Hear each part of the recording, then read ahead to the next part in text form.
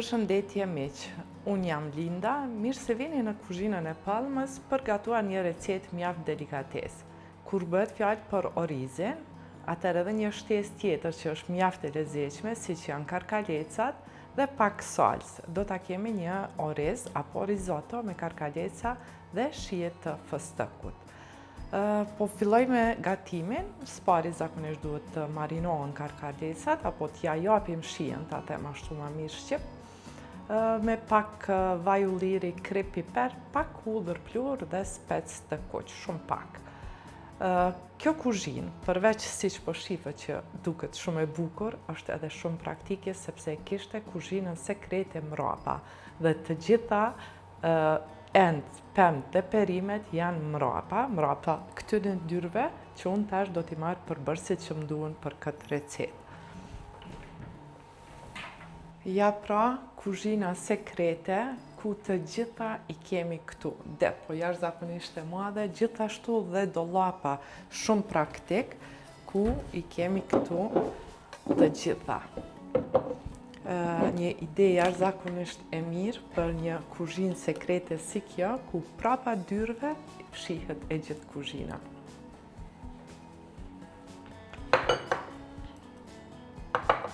Depo gjigante, shumë e madhe dhe shumë praktike.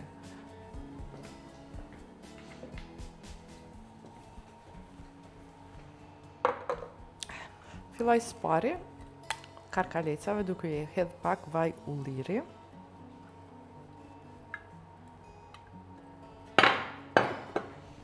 Ndërkohë edhe enën ta ngrohim. Pak krip. Pak piper.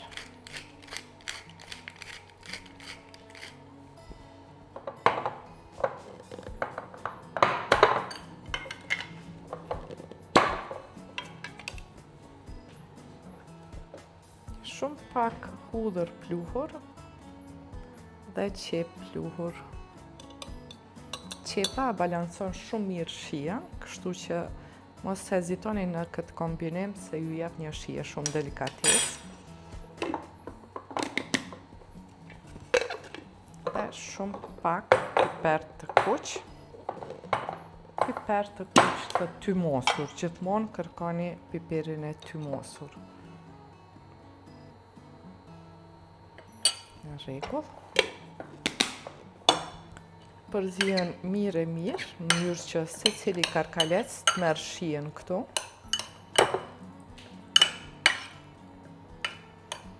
Dhe posa ena të ngrohet, janë gati për skuqje.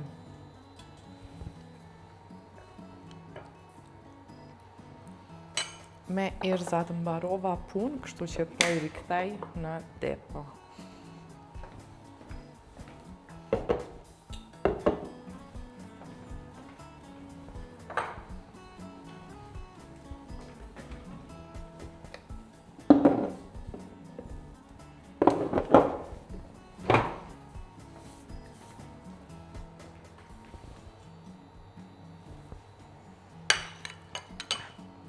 Shtoj karkalecat. Nuk ka nevojë të shtoni më tepër vaj ulliri, se veç kanë.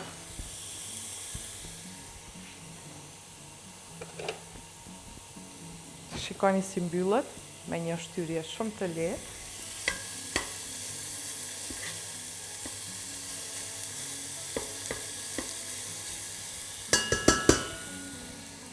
Ndërkohë që karkalecat bëhen gati, unë po e bëj gati jatin parmezan për më vonë më duhet. Zakonisht ku ka oriz apo forma orizit e gatuar italiane, siç është risotto, duhet jatë parmezan mjaftueshëm.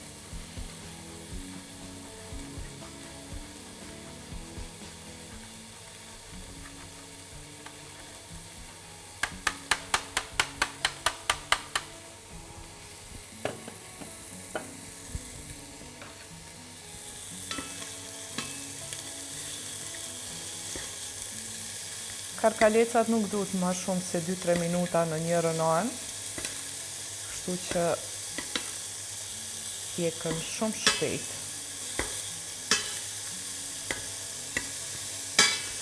Dhe tash, sekreti tjetër në këtë recetë është që në të njëjtën enë ku piqen karkalecat, aty do ta shtoj orizin, në mënyrë që orizi ta merr atë shijen e liruar nga karkalecat.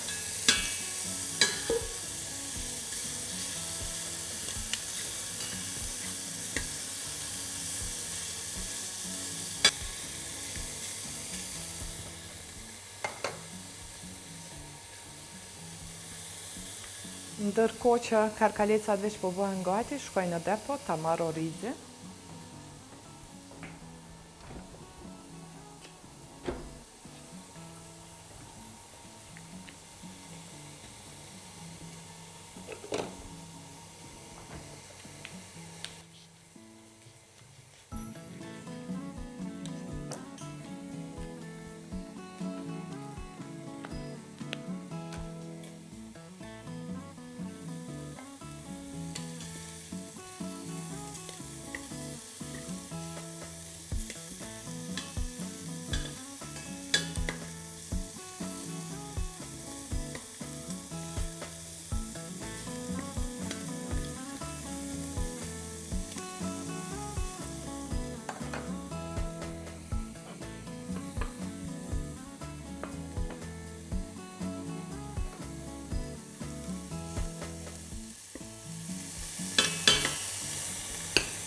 Karkalecat veç janë gati.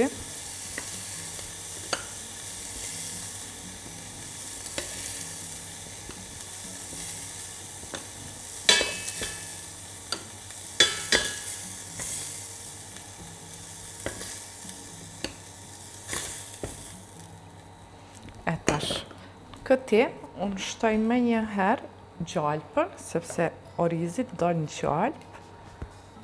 Dhe në mënyrë që gjalpa të mos digjet, duhet t'i shtoj me një herë pak vaj ulliri.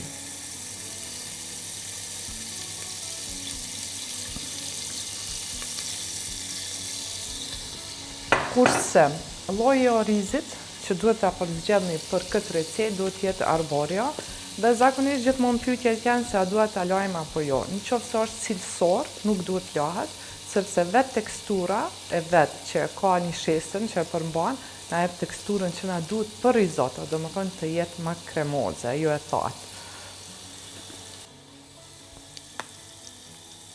Gjalpa është shkrirë, ta shtoj orizin duke mbulu sipërfaqen. Dhe skuqet derisa secila kokër e orizit përtit yndyrë. E përzijem kështu vazhdimisht.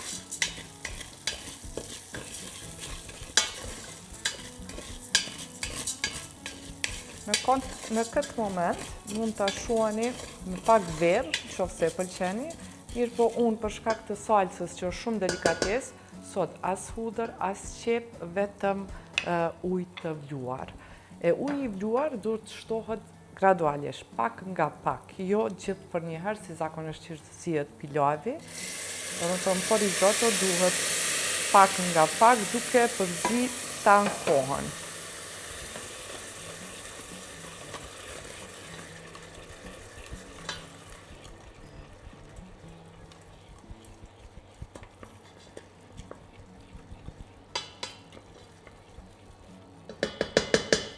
Çfarë duhet t'i shtojmë? Vetëm pak krip dhe piper.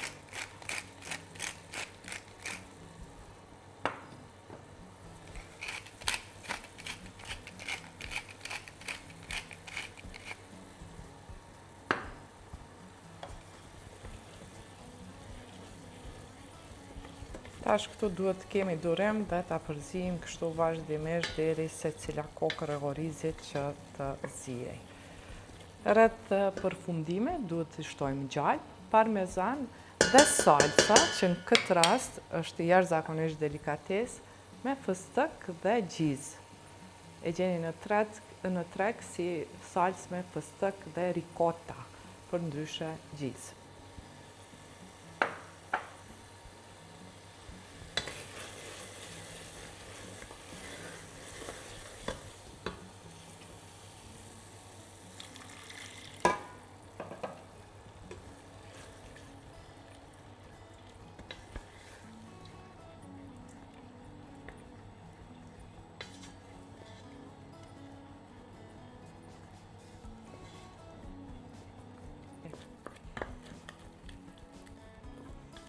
Duket kështu pak avull, mirë po ventilimi është aq i mirë sa që nuk mbet asnjë aromë. Ne jemi veç drejt përfundimit, tash është momenti kur duhet t'ja shtoj salcën.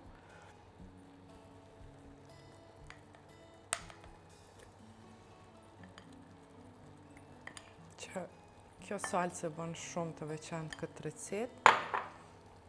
Gjalpën dhe djathim parmezan, që të bëhet shumë kremoz.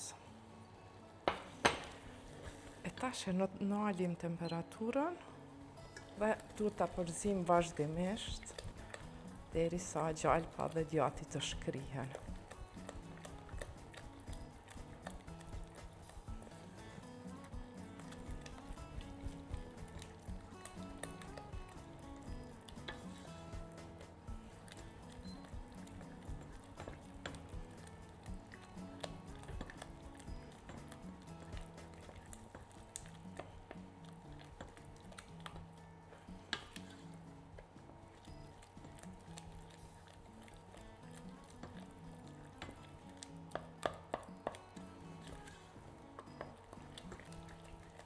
Gjithçka mbaroj, mbetet vetëm ta servoj. Shikoni çfarë teksture ka, shumë kremoze. Nëse doni orizin tamam risotto italiane, kjo është receta.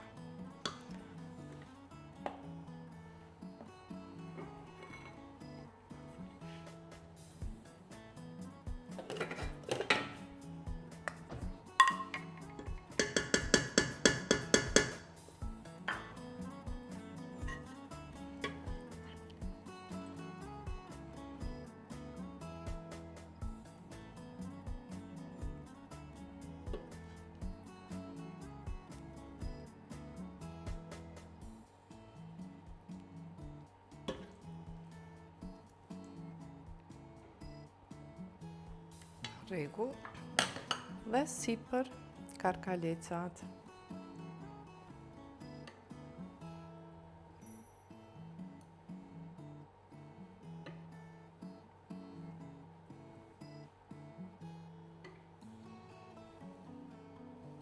Edhe pak djath parmezan dhe receta përfundoi.